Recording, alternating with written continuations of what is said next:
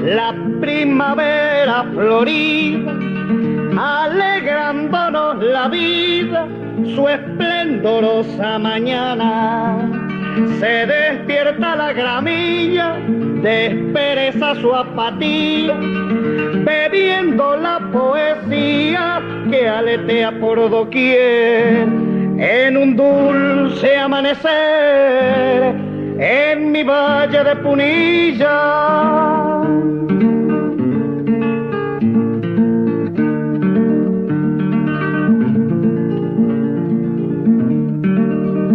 La escarcha blanca humillada, celosa de sus colores, su trono cede a las flores que despiertan asombradas. El sol desnuda las lomas, quitando su manto oscuro.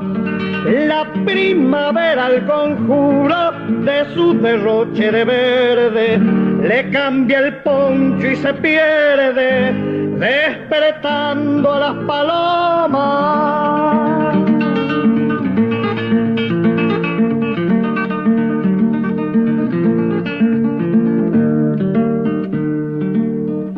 El arroyito plateado le dice a su amigo el berro que desde el fondo del cerro la primavera ha llegado. La vida despierta al fin con sones diurnos de tero.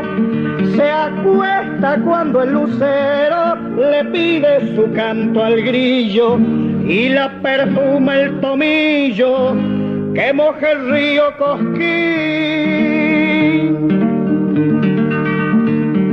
El pan de azúcar se esfuma cuando lo envuelve la sombra, y me digo que se asombra si ruge de celo el puma.